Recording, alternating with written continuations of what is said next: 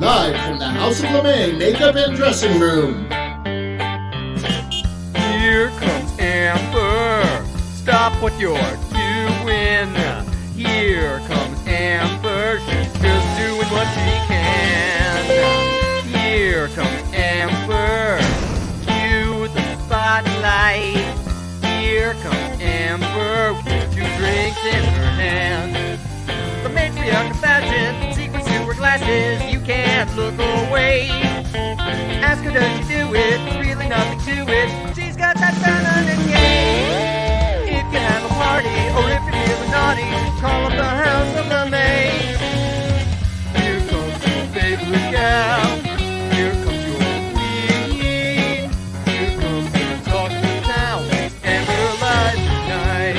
The music starts playing. It's time for cabareting. And we're live tonight. Ladies and gentlemen, please turn off all cell phones and get ready for your host, Amber LeMay.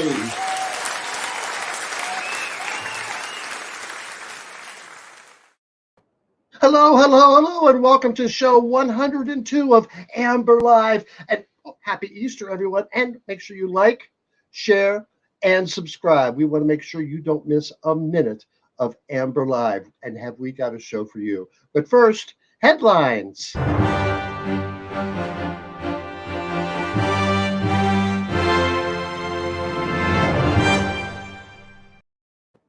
For centuries, sailors and water watchers have claimed to see gigantic aquatic creatures such as the Loch Ness Monster, and for those of us here in New England, our very own Champ of Lake Champlain. Now, non-believers have blown off these sightings, citing other causes for the appearances. Are they submerged tree trunks briefly brought up to the surface by buoyant gases created during decomposition? Or perhaps they may have been misidentified large fish, such as sturgeon and gar. Both are large snake-like fish that exist in such waters. And then this week, molecular ecologist Professor Matthew Sweet presented his own theory. Back in the day, travelers, explorers would draw what they saw, Sweet wrote on social media. This is where many sea monster stories come from, such as tentacled and alien-esque appendages emerging from the water, giving belief to something more sinister lurking beneath. However, many cases, it was just whale dicks. Yeah, he said whale dicks.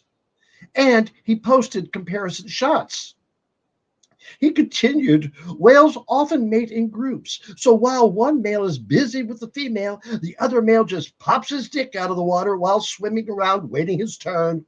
And then he added, everyone's got to have a bit of fun, right? Well, Professor Smart, if you had made that pronouncement 2 weeks ago, I would have said, yes, everyone's got to have a bit of fun. And you sure do like April Fool's jokes, don't you? But sorry, Professor Sweet. There are no whales in Lake Champlain, so I'm going to continue to keep my eyes out for the real Champ. Now, anyone who works in an office environment has experienced the birthday acknowledgement, and depending on whether it's in your honor or someone else's, may influence your reaction to such celebrations. If it's not your birthday, you get a break from work and some cake. Well, that's okay. But what if it is your birthday and you really don't like being the center of attention? And what if you tell your supervisor you really don't want your birthday party because it may trigger a panic attack? And what if the office goes ahead and off-key sings that dreaded song? Well, if you're an employee of Gravity Diagnosis in Covington, Kentucky, you can sue and receive a $450,000 settlement for damages for lost wages and emotional distress. Boy, that would buy a lot of cake. When the company threw an employee a lunchtime party against their wishes, it triggered a panic attack, and the employee left abruptly to spend their break in their car. The next day, they were confronted by supervisors about their reaction, which, you guessed it, caused another panic attack where the employee was told to go home and 2 days later was fired. The $450 includes $120,000 for lost wages and $300,000 for past, present and future mental pain and suffering, mental anguish, embarrassment, humiliation, mortification, and loss of self-esteem. Hey, Russell, I'm telling you now, don't you acknowledge my birthday next year on February 19th. I mean it. You can just have the cake delivered here to me here in my basement. Last week, we started a segment called All About Amber, where you learn a bit more about my past and discover I'm not just another pretty face. 10 years ago this week on a Saturday, Lucy Bell and I did a triple header, attending 3 events in the matter of a few hours. We started off in downtown Burlington at the Ben & Jerry's celebration for the 15th anniversary of their fish food flavor and their collaboration with the Water Wheel Foundation. Now, how else could one celebrate such an occasion? With the world's largest cowbell ensemble. We dressed appropriately, of course, and loved posing with our fans. And you know what? I'm lucky I didn't break a hip. Yes, that's me on a skateboard. From there, we headed to the fairgrounds to watch the Green Mountain Derby Dames and their roller derby team. We know the players. Yes, there's karaoke and make friends with the security crew wherever we go. And there he is, Pat Finnegan. That Pat Finnegan. Hey, buddy, rest in peace. One more stop, and that was for Kara's 30th birthday party. And today is her 40th birthday party. Happy birthday, girl. Whew, just another Saturday for some fun people. And that's this week's headlines.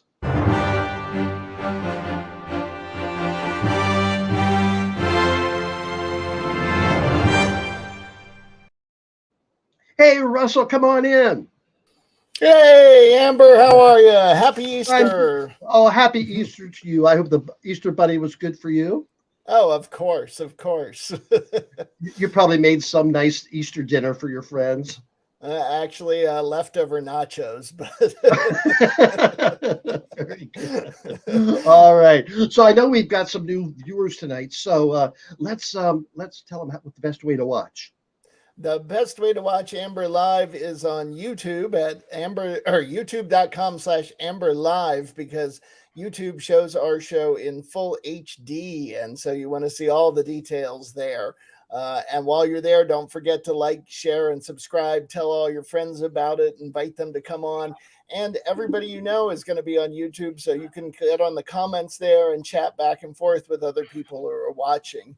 In addition, I want to remind everybody to check out our TikTok channel, our Instagram, and even our website, amberlive.tv.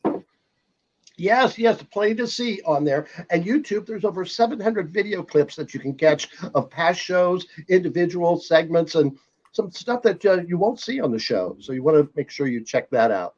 And if you subscribe, you're going to get a ding every time we go on with Amber Chat. And we do that every Wednesday night as well, where we talk to people from all over the country. This past Wednesday, we had people from California, Montana, Tennessee, Florida, New York, Vermont, and 2 or 3 Canadian provinces that were just chatting away with each other, and that was a fun event. Sometimes we get London and Australia, and you just never know where people are going to pop in from. So that's right. Speaking of London, yesterday Russell and I did 2 great interviews with people. One was in London, one was in LA. We talked about Untapped, not Untapped. I always want to say Untapped. Uprooted. A documentary on HBO. Yes, fascinating about the history of African dance, and it's a lot more than African jazz. It's a lot more than that. It was a fascinating interview. Then we talked to Bill Rudman from the Musical Theater Project out of Cleveland. We talked Broadway for an hour. You can imagine. I love that. And those programs will air later on in the month. So very good. All right, Russell, take it away for your favorite part. Yes, the bustiers, and we have some new bustiers this week. I want to thank everyone who's on our list. Those are the people that support us, and we have a returning bustier. Larry Lamori came back, and we have a brand new bustier, Derek Hall, who sent us a donation, and it's those donations that keep the lights on in Amber's basement. So thank you all, and if you would like to become a Amber bustier or a LeMay bustier, you can use the Venmo at RJD Pro there, or you can go to the website amberlive.tv and look for the Support Amber Live button, And you can give any amount you can afford, but if you give $25 or more, I will send you a lovely sticker with the Amber Live logo on it. For $100 or more, you get a sticker and a magnet. And for $200 or more, a sticker, a magnet, and an incredible coffee mug. And again, that is at Venmo at RJD Pro. So thank you all to all of our bustiers, the super bustiers, the regular bustiers. Everyone is vital to keeping the show going. Thank you very much. And there's one of the mugs. I still want to know who that secret admirer is, and why don't we have more? We are happy to have secret admirers out there. So, all right, do we have a picture for a caption this week? We do have a caption this week. So, if you have a funny comment for this photo, send it in the comments to Jack, and he will bring them up at the end, and we can talk about them. And here is the photo. That's the caption this photo for the week. So if you've got a great caption, send it in the comments. Russell, where did you get that picture? I got that picture from our good friend and our regular, our irregular person on the show, Dwayne Scott Cearney, who does Amber's Crazy in the Attic with you. I thought he looked familiar. That's him in the middle there, isn't it? I bet you it is. It might be him. So if you got a great caption, something funny to say about that, send it in to Jack, and we'll talk about those at the end of the show. All right, let's talk about the guests tonight. Great guests. We have 3 great guests tonight. A wonderful lineup. We have Pennsylvania Representative Brian Sims, who's coming back to talk about his updates and a new run, and a new run for lieutenant governor there. And then we have absolutely incredible gentleman from Alabama who recently made the headlines, Representative Neil Rafferty, who's going to come on and talk with you about what he's done. And he's also running again for his seat. And then later in the show, we have a returning guest update about DJ Rockstar Aaron and what he's been up to lately, which is pretty incredible. So he's got some great behind the scenes stories for you. And what else do we have? Oh, well, yes, we have the return of peep jousting. So it's it's an annual tradition now in its second year. Rusty Peen has been setting up the Easter peeps and jousting with them. So it ought to be interesting. And it's in 4 parts, so don't miss any of them. Yes. All right. Well, let's get on with the show, Russell. All right. Have a great show. All right, my first guest is a returning guest. You may remember him from last year. State Representative Brian Sims from Pennsylvania, who's now running for lieutenant governor of the great Keystone State. So, Brian, come on in. There I am. Hold on. There you are. Yes, indeed. Hello there. Welcome back. Brian, man, you've been campaigning for lieutenant governor for how long now? 14 and a half months. And that's a big state to get around in. It's like I'm having a giant baby. Yes. Ouch. Ouch. Ouch. So how are you feeling about the campaign? I actually feel pretty great. You're catching me at a really fun day. Today is the 30-day mark. I am 30 days, 1 month away from the primary, May 17th, after 14 and a half months campaigning. I feel really terrific. This is a big state, as you said, and I have traveled it through and through for the last year, almost year and a half. I'm the only candidate for my race that has, and that feels pretty good. And I've received support now from every state in the United States, every county in my state, even the 4 territories. And so I'm pretty grateful. So I'm feeling pretty good. All right. You're running against 2 other people. One is a current office holder, and the other one has run for the office before. Is that correct? That's exactly it, which means that it's not a shoo-in, right? People ask this about when people like a candidate for office, they just assume that they're going to win. You're going to talk to Representative Rafferty a little bit, who is a truly fantastic, groundbreaking legislator in Alabama, but he has a challenger. And the people that like him are just going to assume he's going to win, but he needs help in order to do that. And the people that like him need to support him. And the same is true in my race. There are other people running in this race. They have lots of support in different places that I do. And so it means it's like a lot of elections. It's really going to come down to, and maybe not election day, but election month for us. Now, a couple of weeks ago, we had Malcolm Kenyatta on, who's one of your fellow state representatives there in Pennsylvania, another gay representative, and he's running for Senate. So that leaves two gay vacancies in the Pennsylvania state legislature. It doesn't exactly. Listen. I first of all, thank you for assuming both of us are going to win. Your assumptions are right. Both of us are going to win. But what it does do is it opens up an opportunity for others to win. Now, I was the first out person to be elected to our General Assembly. Malcolm was the second, but there was a third. There's a woman named Jess Benham who was elected in the last cycle out of Pittsburgh. She's been on the show. Has she? She's fantastic. Jess is really special for lots of reasons. She is openly bisexual, but she is also on the autism spectrum and speaks about it often. It impacts the type of legislation that she advocates for. But more than that, there's a woman running for my seat in the House of Representatives named Deja Lynn Alvarez. Deja Alvarez. Go to Deja 4PA. Deja, when she is elected to fill my seat, will be the first trans woman ever elected to a state legislature in all of America. Well, trans Latina. Pardon me, trans Latina. Okay. You and I could name a whole bunch of trans women. Brianna Titone and in Taylor Small. Exactly. Now, Deja Lynn Alvarez will be the first trans Latina elected to a state legislature in America, and it'll happen here in Philadelphia. So my district hopefully will be in very good hands. Well, good. I'm glad to hear that. So are you still in session with the state legislature? We are, and and that's in some ways problematic. We were just in session last week, and a lot of people know that the Pennsylvania General Assembly passed a trans sports ban for girls in sports. Now, we have a Democratic governor, and he's going to veto it, which I'm grateful for, and it's part of the reason I'm running for lieutenant governor, so that we have that kind of power in the Capitol next term. But we're in session the week after next again, and I expect to see a couple more anti-LGBTQ bills come up. That's frightening. Now, you mentioned your Democratic governor. Now, in Pennsylvania, well, here in Vermont, we have a Republican governor, a very good Republican governor, and a Democratic lieutenant governor. The split party. But that doesn't happen in Pennsylvania. It does not. So in Pennsylvania, we run our lieutenant governor and our governors separately during the primaries. And then after the primary, there is a ticket. And I can only win if our Democratic governor wins. We have a really fantastic Democratic governor named Josh Shapiro, who I've been endorsing every day of my career, and I'm really excited about him every day of my race. But I only get to serve if the Democratic governor wins as well. Are you in favor of that sort of system, or do you think it should be split up? What I do know is this. There has been a lot of efforts in Pennsylvania to get rid of the electability of our lieutenant governor seat.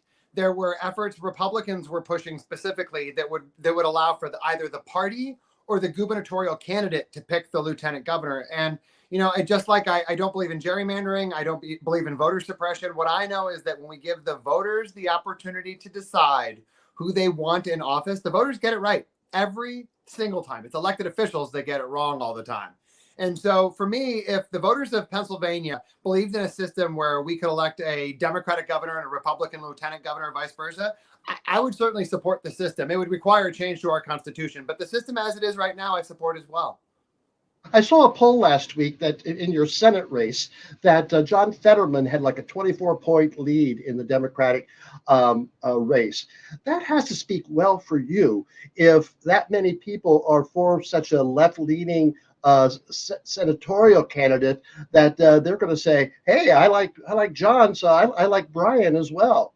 Well, I hope so. Part of the reason that I am running for this job is because of the job that John Fetterman has done as the lieutenant governor. I've learned a lot about what a progressive can do in this position. I'm the only progressive Democrat running for the lieutenant governorship right now.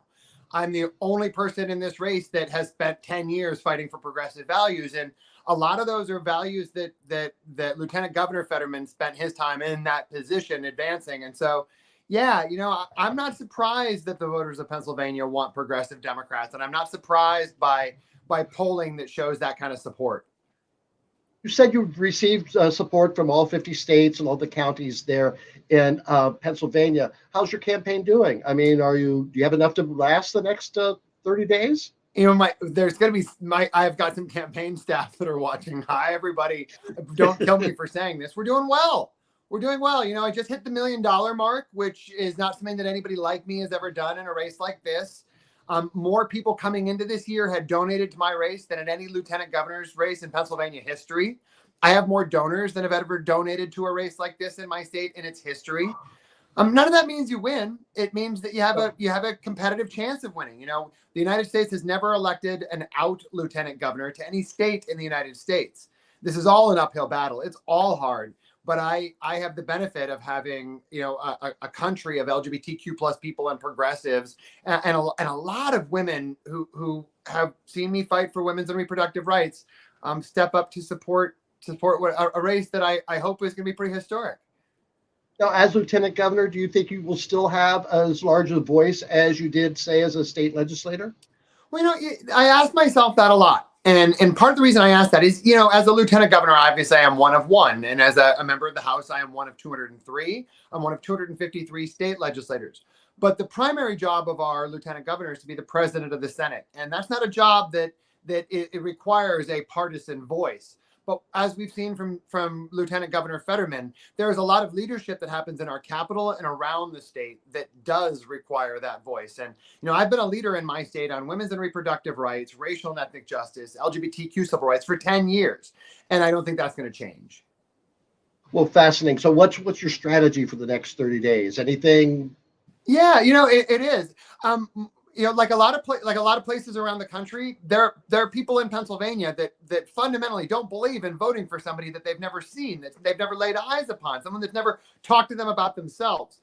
I have the benefit of being the only candidate in this race that has actually campaigned statewide. But what I'm doing with this last month is really, you know, we're a 67 county state. I am the Democrat in my state that knocked the most doors in the entire state last cycle for other candidates. That's how this is supposed to work. My life gets better with more Democrats in office. And if I'm going to ask people for support, I'm going to show them support first. And I'm going to spend this last 30 days, like I spent the last 15 months, on the road, talking to people about the things that matter to them the most and what I can do to impact them if I have their vote. Now, the past couple of days, I have seen your name in the headlines with a little controversy about the Democrat running for governor. Can you clear that up? Yeah, absolutely. So we have a system, as we've talked about a bunch, that you know, allows for a lieutenant governor to run and a governor to run. We have a gubernatorial. We only have one Democratic gubernatorial candidate in the state right now in this primary, and he's a good guy. His name is Josh Shapiro. When I got into this race 15 and a half months ago, long before he got into this race, I endorsed him, and I've continued to endorse him. At the tail end of an ad that I have been running right now, it talks about me endorsing him. And I think he's a little frustrated that I've endorsed him because he wants somebody else to win. A lot of polling right now is showing me ahead. I've received the bulk of support in my state from you know, people gathering petition signatures to get me on the ballot. I'm doing pretty well right now, and I think they're a little frustrated that I'm not the person that the party or that the system picked. But you know, people like us are used to being told it's not our time, and you know, right now I've put the work in. I have the track record, and most importantly, I actually have the experience for this job.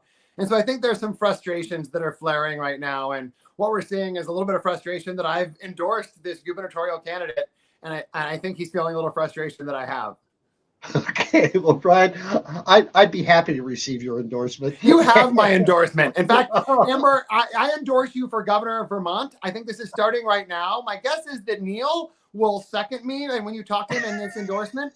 And so as far as I'm concerned now, with two legislators endorsing you, you are halfway to being the governor of Vermont.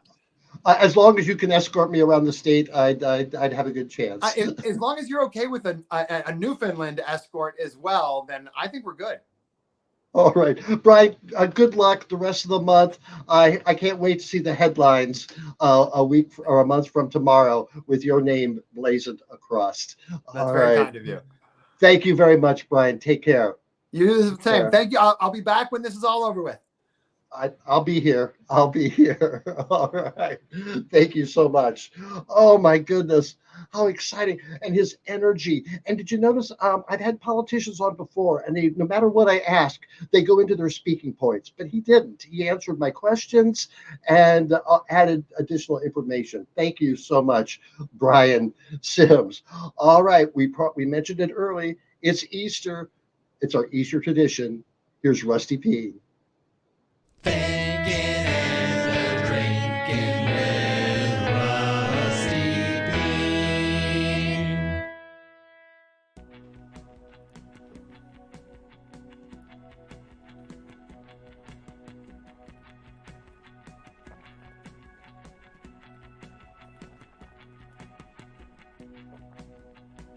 Welcome to the annual Easter Peep Joust, brought to you by the Beaver Pond Guns and Tackle Society, where our mission is to arm more drag queens because a loaded drag queen is a safe drag queen.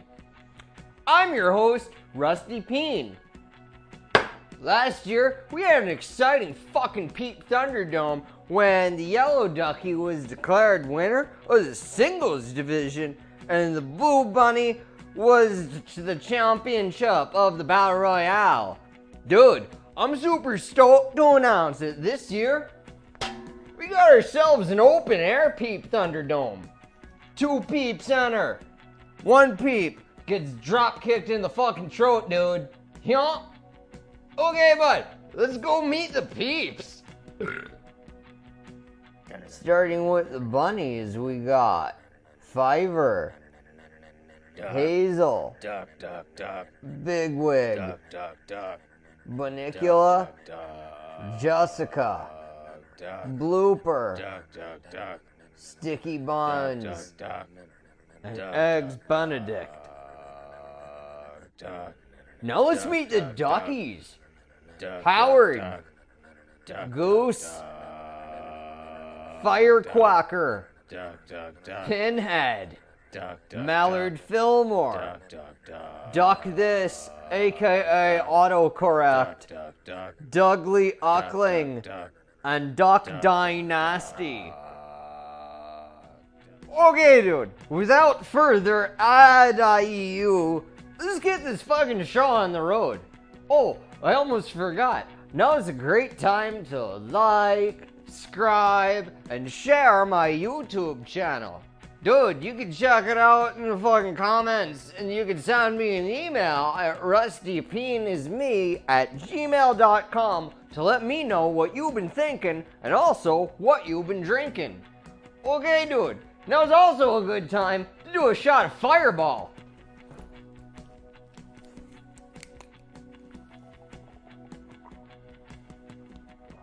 Okay, dude, let's go down to the Peep Thunderdome, yeah? Okay, bud, we got round 1 going on. We're off to a fresh start with Goose, who's starting to explode and melt all over the pan, dude. Dude, he's melting right fucking away as he goes after Hazel, who seems to be stuck to the side of the pan, dude. So it's down to Eggs, Benedict, and Duck Dynasty. Dude, Goose is trying to lean on Duck Dynasty for some sport, and Duck Dynasty's like, dude, I'm gonna drop kick you in the fucking throat. You don't get off me, bud, huh? Dude, we got undisputed winner round 1 right here, Eggs Benedict and Duck Dynasty. We'll be back for round 2. Dude, check out Goose and Hazel. They're just fucked up on the side of the pan. Back to you, Amber, huh?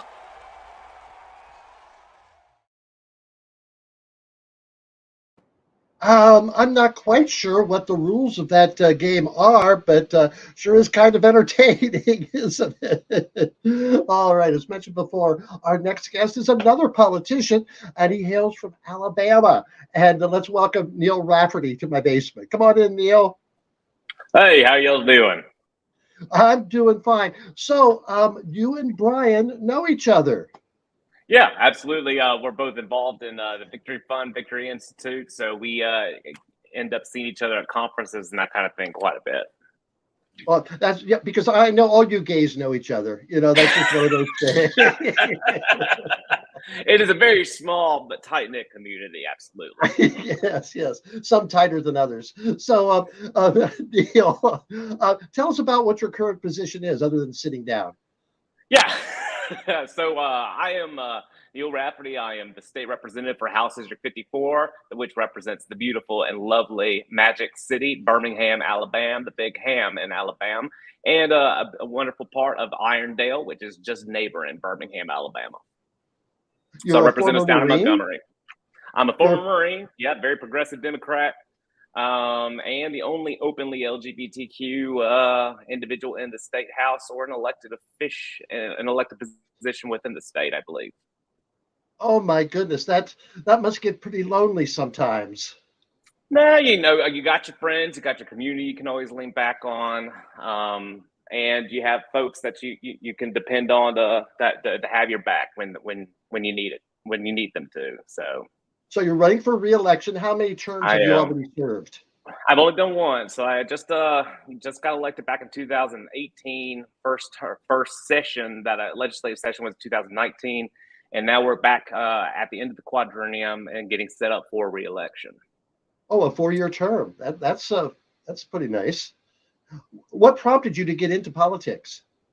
Well, so there's a couple of things. There's a confluence of several different events that ended up happening. For one, I knew that Patricia Todd, who is actually the first openly LGBTQ representative in the state, was stepping down. So I was afraid of losing a strong LGBTQ voice in Alabama. I'm also I had worked in public health for 10 years before I decided to throw my hat in the ring. And that kind of put me on the front lines and in the trenches of our healthcare crises here. Education crises, seeing disparities and outcomes that were just unacceptable for me as a professional in that field, having clients that had insurmountable odds against them, and then knew that it would take systemic structural change, not just a little dib or dab there. It had to be all in or nothing. And this is Alabama. This is my home. This is my state. This is where I love. There's good people down here. They just deserve better than what their state government's given them so far. What committees do you serve?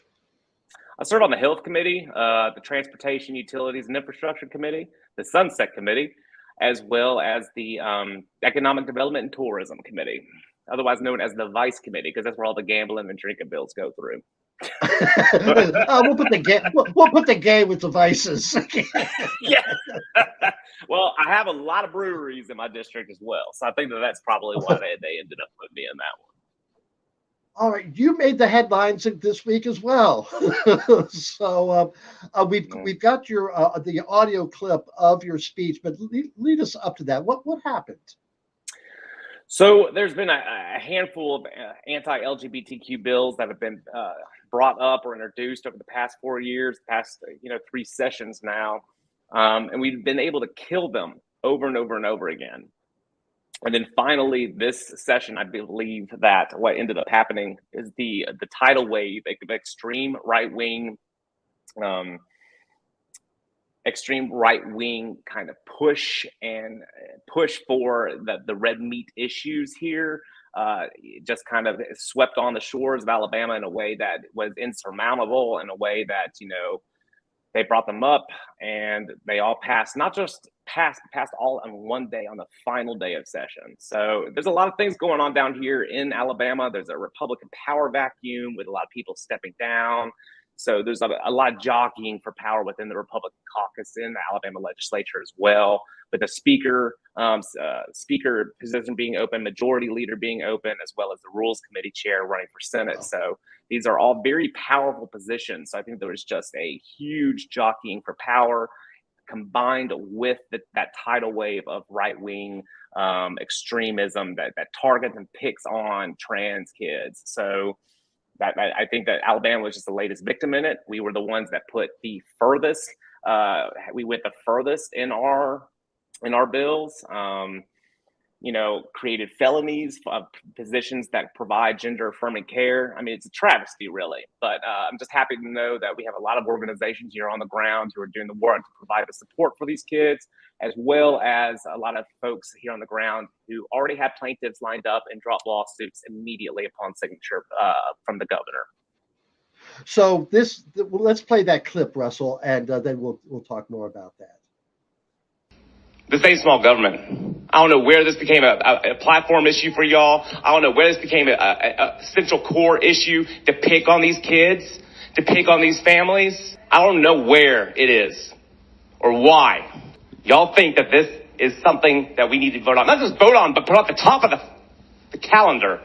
Like it's a priority. It's a priority for us to be getting involved in private family medical decisions that are made with a team of healthcare providers, that are made with the parents centering around the child, who are surrounded by a team of healthcare providers, mental health professionals who are guiding them through this process.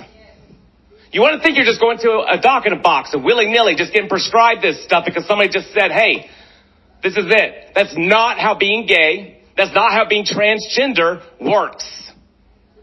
Trust me, if I didn't have to be gay, I wouldn't be. You know how much easier my freaking life would be? This is personal, y'all. And y'all gonna do what you're gonna do. I understand that y'all are gonna do what you're gonna do, but I am trying to appeal to you that this is not small government, that this is invasive. It's hard enough growing up. It's hard enough growing up being different. It's even harder growing up being different, and then have the state legislature, your elected officials, the leaders of this state, put a target on children's backs. Put a target on the parents' backs. And once again, get in the middle of their decisions and say, you don't know what's best. You don't know what's good for your kid. You don't know what's best for your family. Where's freedom in that? Where's small government in that? Please, I'm begging y'all. All right, I'm not begging. You're right, I'm not begging. You're right, I'm not begging. What's going to happen is going to happen. Just don't you dare call me a friend after this. Wow. And you could hear the passion in your voice. And this wasn't scripted. This came from your heart. All this came totally as a surprise. So what ended up happening is Rules Committee did not meet. It was the last day of session. Rules Committee was meeting 15 minutes before we were supposed to convene. I got the calendar 5 minutes before we were about to go in there. And then it was just like, so there was no script. And you actually missed quite a bit. I mean, because I spoke for a whole 8.5 minutes because I wanted to cede some time to one of my colleagues who need to rip into that sponsor as well. But it's just, so I just went down there, and I don't know if you saw the YouTube video, but you can see the kind of hate and vitriol and disdain that the sponsor had for me. He wouldn't even answer any of my questions. I started off trying to say, does the gentleman yield? Ask him a couple of questions, and he's just kept being like, it's your time. So I had to sit there and be like, okay, all right. So I had to kind of pull myself back, and it was like, all right, then I'm just going to address the body, and then I had to go forward with addressing the body. And the thing is here, Amber, that I had already talked to about 70% of them about this. They all knew it. I've been working on these bills for 3 years to fight them. And we're talking about, for the past 3 years, proponents of these bills have been building up this false, terrifying narrative, but shocking, right? Because they're talking about permanent mutilation of children. Okay, that's what they're talking about doing. I've already gone back and corrected them as far as that all gender-affirming care models for minors are slow, incremental, and do not include any permanent procedures or surgeries. But they still decided to bring this up. They still decided to make a felony out of caring physicians that provide this care. They still decided to put a target on these families' backs, put a target on these children's backs, and they're still doing it right now. You should see some of the campaign ads that are going down around here in Alabama right now. So it was a shame. It was a travesty. There might be room for forgiveness, but there's a lot of work that we're going to have to work through in order to get there. What is the solution? This isn't just Alabama. Heaven forbid, we know it's your next door neighbor, Florida, and Texas, and Oklahoma, and all these other states. What can we do? Well, I think we need to understand that we cannot get complacent. And and I hate to say this, but I feel like the LGBTQ community has gotten complacent, got marriage equality, and then everyone kind of sat back and said, okay, we got what we needed. And the problem is right now it's time to step it up. We got to go further than we have before, because they're not just picking on adults, all right? They are picking on children. They're using children as political footballs. They're using children for cheap political points. They are targeting these families who already are in a vulnerable position. And then, so we cannot sit back and take it. We have got to step it up. We have got to fight back and change it. I mean, that is bottom line. There cannot be any more of this. Let's tiptoe around the issue. We got to face it head on, headstrong, and together united as one community. And that is what I've really been saying, is because we cannot be trying to break ourselves up into the L's over here, the B's over here, the G's over here, and the T's and the Q's. We have got to be one community, standing firm, standing tall, and standing in solidarity with each other against these bills. You are facing a primary challenger, another Democrat, I assume. Sure. Yep. Why is a Democrat running against you? I don't know. You'd have to talk to that person. When we sat down early on, this person just kind of felt like they wanted to run, but they've been working very hard. And I think as they have not been getting the kind of support I believe that they thought they were going to get, they've been lashing out and actually saying some pretty terrible stuff, some pretty vicious lies, and some other kind of things. Actually calling me a Republican. I mean, it's like, how can you call me a Republican after what that is? I'm without a doubt the most progressive Democrat in the Alabama legislature, and we got to keep. I obviously am a little biased, but I feel like we got to keep me down there to keep up this fight. I got the relationships, I have the experience, and I know what I need to do, the unfinished business that needs to get done. Well, thank you so much, Neil. I wish you the best success next month for your primary, and then again in November. And, every time I see your Governor Meemaw on there on TV, I just think, oh, those poor people in Alabama. We deserve better. Yes, you do. We deserve yes, so much better down here.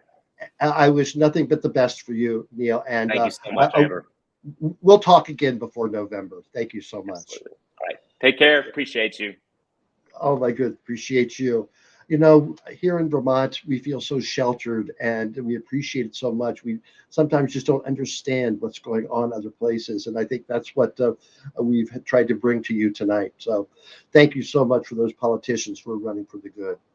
And now it's time for round 2 of Peep Jousting. Dude, we saw some fucking exciting shit in round 1. Fucking Goose and fucking Hazel died. Dude, I'm super stoked for round 2. Let's check it out here, bud. Yeah? Dude, we're getting right into it with round 2. For the Duckies, we got the double team of Mallard Fillmore and Duck This. And on the Bunnies, we got Blooper and Sticky Buns. Sticky Buns is trying to get the outside Thunderdome advantage, but Sticky Buns is just stuck to the side of the pot. Yeah? Oh shit, dude, we got Mallard Fillmore. He looks like Mallard's stuck on a landmine. He's about to smoke out, get blown up, exploded. Yup, there he goes, buddy. Exploded, smoking out the butthole right here. And it looks like this round we have a winner. We have Blooper, and we have Duck This. We'll be back for round 3 in a minute, dude. Dude, back to you, Amber. Yeah?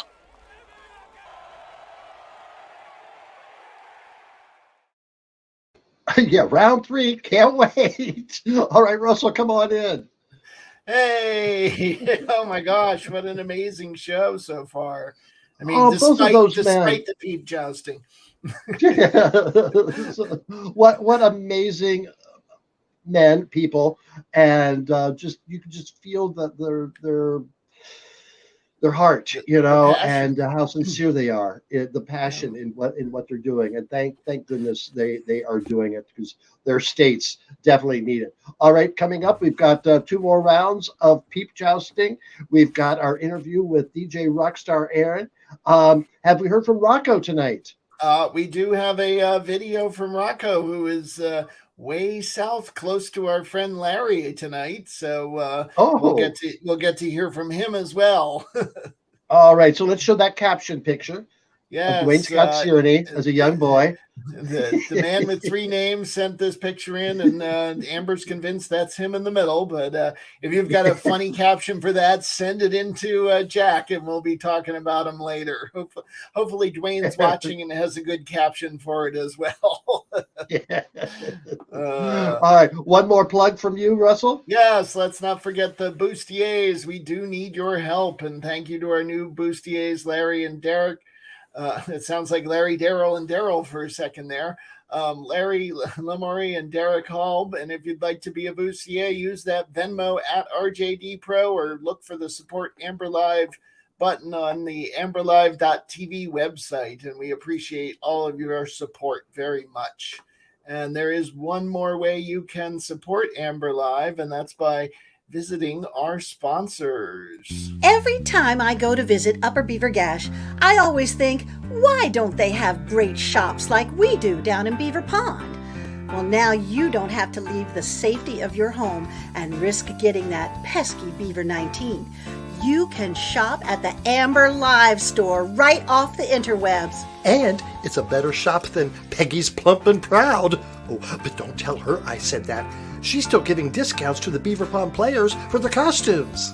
I like the great products like the coffee cups I drink my morning coffee out of, or my evening beers if I feel like getting all fancy. Down at B&B Fix-It Shop, we use large Amber Live beach towels to lay out on the grass every day at 4:20. And don't miss the Rusty Bean collection for all your bean needs, dude. Ditto on whatever he said. I just love their shirts and hoodies. Oh yes, that they have at the Amber Live store. Oh, they keep me so cool in the summer and warm in the winter at the Amber Live store. So shop at the best store in Beaver Pond. Or, better yet, stay on your couch, eat some pork rinds, have a beer, and order right now on amberlive.tv. Make sure you go to amberlive.tv and get your merch today. So, I told you we had another recurring guest tonight, and it's DJ Rockstar Aaron. He's been very busy, and I can't wait to talk to him about what he did last week. DJ Rockstar Aaron, come on in. Hi, Amber. Thanks for having me. Now, what do people call you on the street? Do they go DJ Rockstar Aaron? Do they go DJ Rockstar? Do they go Rockstar Aaron? Oh, no, none of those words. It's usually hooker or clown. Okay. No. The same as me. We could never walk down the street together. Uh-huh.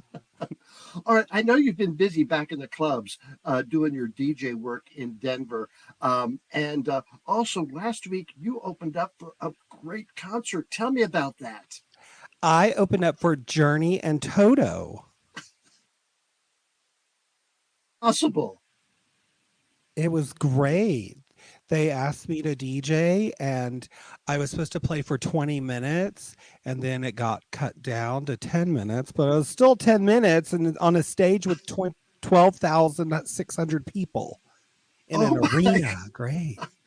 Oh, my goodness. So what would you play before a Journey concert?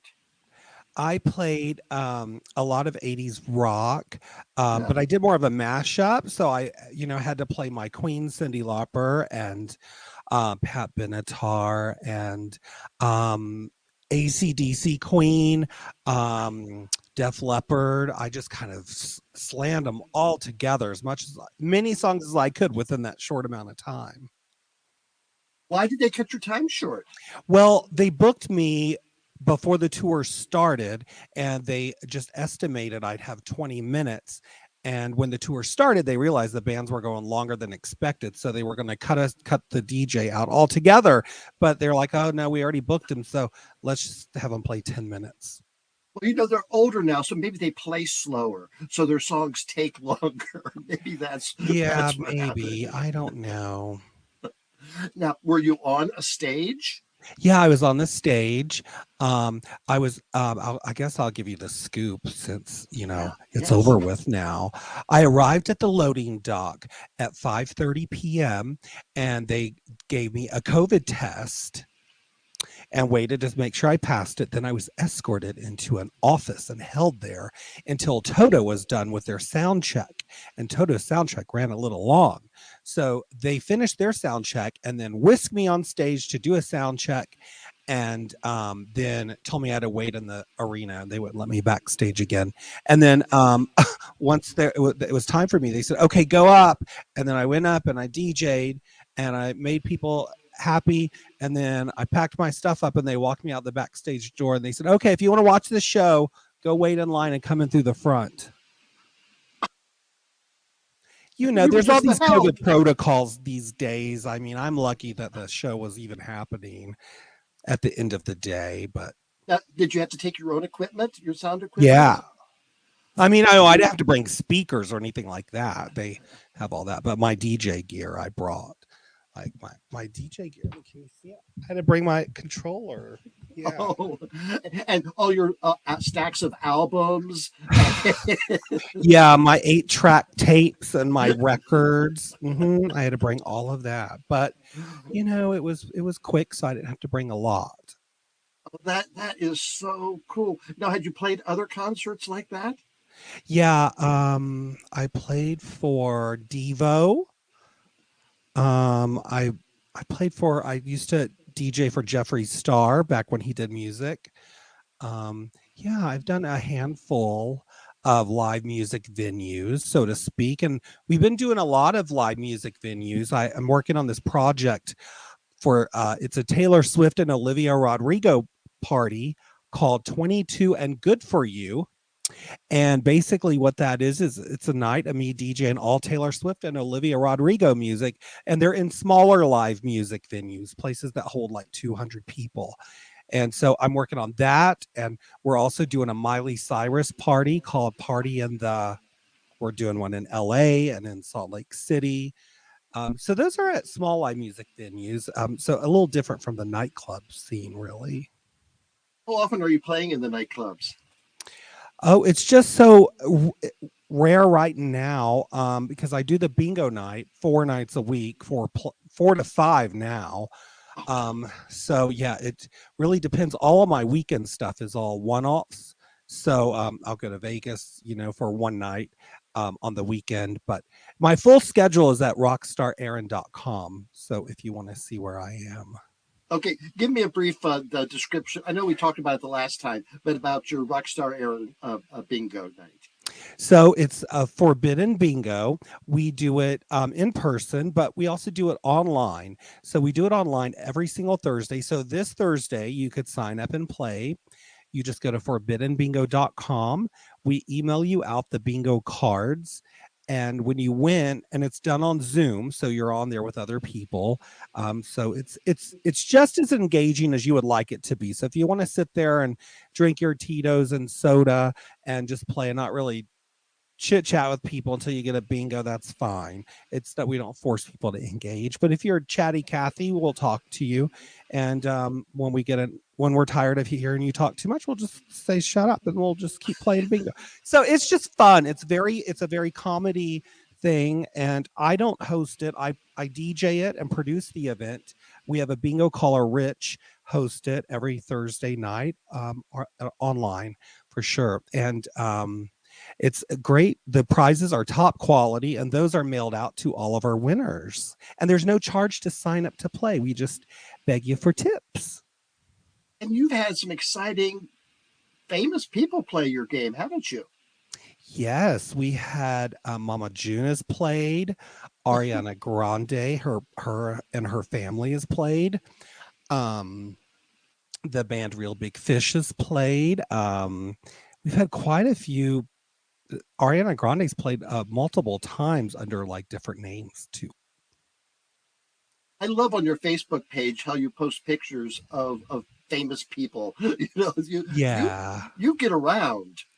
Yeah, I get around. I'm either, getting ready to DJ or getting ready to go do a party or at a party or on my way to a party or a club. So I go out a lot. But I also like bingo. I like Linda Simpson was doing her online bingo and once a month, and I enjoyed playing that, but she's done with it now. But that was a lot of fun for me. Before I'd go out on a Saturday, I would play hers. And it was good during the pandemic. It got people communicating. I know we played with Miss Richfield every week, and yeah, it's just something to do and being connected to the world. Now, so are you in Vegas once a week, did you say? No, I live in Denver, so I fly to Vegas about once a month, once every 2 months. I actually took some time off because I was there Christmas and New Year's, and then with all the airlines, there's been so many flight cancellations, and I was like, I'm not traveling like that for a couple of months, just until they get things settled. Because I have a gig, my bingo gig on Monday, and it's always sold out, and we employ a lot of servers and stuff. So I cannot not miss a bingo. So so I'm just kind of took a little bit of traveling time off. Well, how exciting for you that you're out there plugging it. You're traveling. You got your bingo. You got your DJ gigs. You got your concerts. What an exciting life you live, DJ Rockstar Aaron. Thank you so much for too. coming You're very back. exciting. Look at all that bling on you tonight. Well, I do it for you. Oh, thank you. Well, I hope to see you sometime at Forbidden Bingo. That would be great. All right. You keep an eye out for me. And don't be afraid to say, Amber, shut up. Okay, I will. All right. Thank you so much, DJ Rockstar Aaron. You clown. Thank you you. hooker. All right. Bye, hooker. Thank you for having me. Oh, you're great to be had. Dude, you fucking saw around too, dude. Mallard Fillmore fucking bit the shit. Fucking, what's his face? Sticky Buns got stuck to the pan, dude. Let's check out round 3, bud, huh? Dude, we're off to an exciting round 3 here at the Peep Thunderdome. It's just total Peep carnage right now, as Howard is really the game changer here for the Duckies. Along with Doug Lee Ockling, who's holding back the court on the far side of the Peep Thunderdome. Dude, it was Muhammad Ali who said, float like a butterfly, sting like a peep. And Howard, he's doing just that, dude. Today's game day, and he came prepared. He didn't come here to dance and sing. He came here to drop kick a fucker in the fucking throat, dude, huh? Okay, bud, undisputed champion. We got Howard for the singles round, bud. Ain't no question about it. Oh, do a game changer. Look out. We got X Benedict losing his balance. And oh, there he goes, dude. Who's going to win? Stick around, but right now, let's get a report from Rocco Zamboni. Hey, Amber, how you doing? This is Rocco, and guess where I am? I'm at what they call the happiest place on earth. I haven't figured that part out yet, but I'm at Disney on Easter. Because, Jesus would have come here if he rose from the dead and said, I want to go on It's a Small World. Oh, look. That's what I'm going to do with Rocco Jr. here. Say hi to Amber, Rocco. Hi.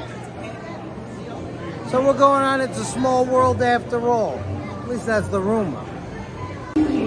So Amber, I don't know what's going on, but here we are, and what is this thing?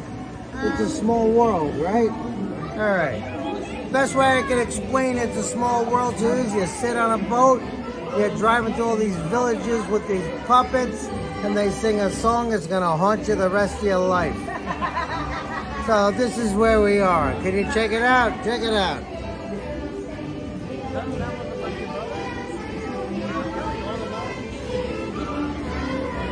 Terrifying, I know.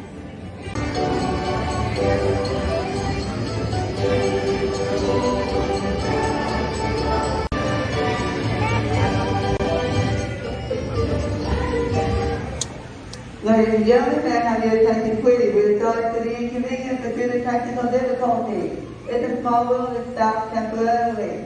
For your safety, please remain seated in your vehicle once again. Please remain fully seated in your vehicle at all times, and the ride can begin moving at any moment. Thank you.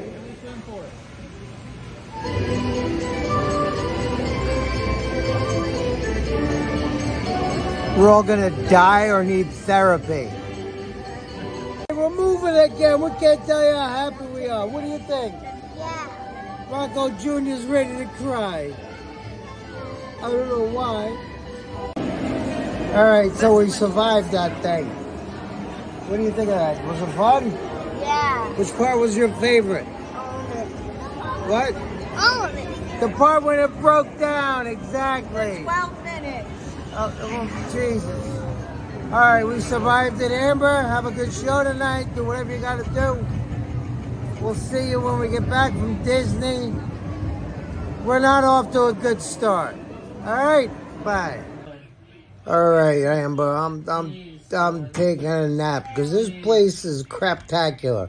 Anyway, listen. Happy Easter.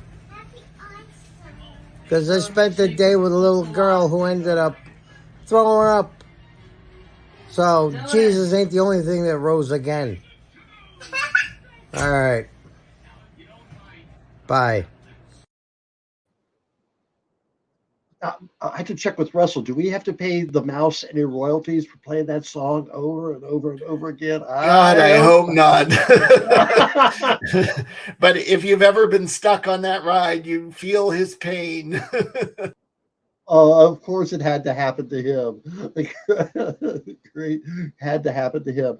All right, we've got. I think we've got the final round of the peep jousting coming on. Bring it on. Bring it on. Dude, round 3 was super fucking exciting, dude. You saw Eggs Benedict took a fall, and fucking Howard the dog drop-kicked fucking Firecracker in the fucking throat and stomped the shit out of him, but this time it left is for the Battle Royale, dude, so let's wrap this puppy up, yeah? Dude, this is it for the Battle Royale here, the final round of the Peep Thunderdome, and oh shit, dude, looks like Pinhead did a sneak attack. Let's get a closer look. Dude, Pinhead, he created all sorts of carnage here at the Battle Royale in the Thunderdome. He took out all them peeps, but dude, looks like his effort was in vain, because now he's gotten consumed by the sludgy mess of all the bodies. Dude, look at that fucker go. He's gotten fucking swept away in a sea of troubles. Dude, it sucks to be you, Pinhead. Dude, Howard's cleaning up here, dude. Dude, we got ourselves a winner of the Battle Royale. It's Howard. Dude, this is an exciting year here at the Peep Thunderdome. We got a double winner. Howard, who is the winner of the singles match and also the Battle Royale. This is a sweet year for duckies, dude. Dude, I'm Rusty Pete. I'm glad that I could host this year's Peep Jousting Tournament 2022, bud. We'll see you next year at the Peep Jousting. Until next time, I hope you do some of your best thinking when you've been drinking.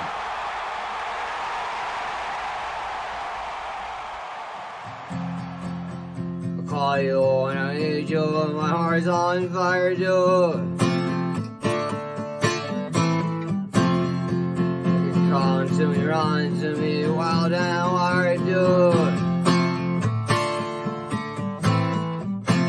Come to me, give me everything I need.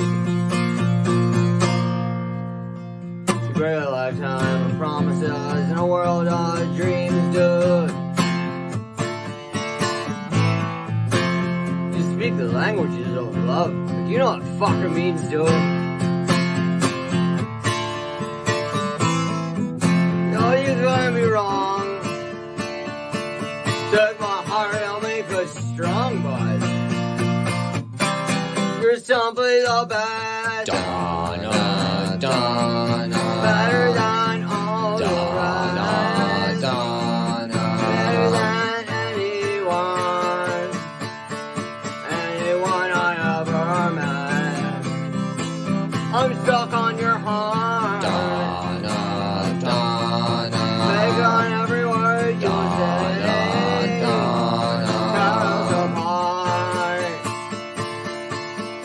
Dude, you know I'd rather be a fucking Milton, dude. You're simply the best.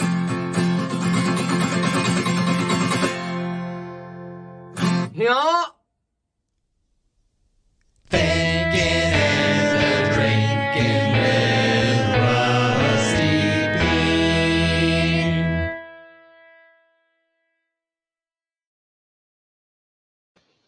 I think it's time we wrap this show up. Hey, Jack, come on in. Here I am. Yes, you are. Oh, my goodness. So let's show that bunny picture one more time. Let's see the Yeah, there he bunnies. is. Yeah, Yes, here's the bunny caption photo, and I'm just scrolling through to get to the comments, starting it off with Big J. I'm trapped with 2 rabbits. There's Dwayne Stansarney in his worst nightmare. Gary says, I promise after seeing the 2 of you, I will never eat rabbit again. And moving along, we have Cousin Craig, who says Daddy Rabbit will be taking a paternity test. I've got one from Zook who says, "Diggly-dee-dee-dee, 2 ladies, and I'm the only man. Oi!" And I've got one more from Dwayne Scott Zerny, the man with 3 names, who says, "How I caught that yeaster infection." Oh, Oh, there he is that now. was him. That was him. Very good. Thank you, Jack. Hey, Russell, come on in. Oh my, what a lot of laughs. Oh my gosh, from the future lieutenant governor of Pennsylvania to the only out representative of Alabama to DJ Rockstar to Rusty Peen to Rocco. I call that a successful Easter, except for getting stuck in a small world. We stretched the gamut from high drama and important subject matter all the way through to just bottom of the barrel comedy. Bottom of the pot. That too. All right, Russell, tell us what we got. Rusty Peen there. No. Next my week, monologue. So next week, we have a great show lined up, and we have some old friends coming back and some new ones who are all interconnected. Surprise, surprise, the Amber Live family meets again. We have Ashley and Joshua coming in from a web series called Skeleton Crew that's been running for quite some time now. Yes. And they are produce and act in this. And they happen to have some of our friends in it. They have Brad Forenza, who I believe he's the one who got us in contact with them. But they also have Yolanda has been in it. And also Richard Vedder, the author who was on a week or so ago. So I believe Yolanda and Brad will be joining us next week, along with Ashley and Joshua, to talk about Skeleton Crew and everything that's going on. Yeah, very funny, Cindy. That'd be another fascinating interview. We've got some great ones coming up throughout May as well. So stay here every Sunday night, 8 o'clock Eastern. Thank you, guys. Have a good week. We'll see you next. Thank you. Happy Sunday Easter, night. everyone. Yes. Okay, thank you so much for joining us tonight. I just want to remember when Lucy Bell would always end her comments with, "Make sure you wear a mask." Well, it doesn't hurt to keep wearing it. This week I tested positive after 2.5 years of not getting it, but I got it, and it's still out there. I feel fine. I'm doing all right, but wear your mask and just take care of each other. All right. Bye-bye. We'll see you next week. Hey, happy Easter, Shug! Oh, thank you, Bug. Happy Easter. Did you get a basket of candy? The bunny was good to me this year. Can I have some? What happened to your Easter candy? I went down on that stuff faster than Amber in a room full of men.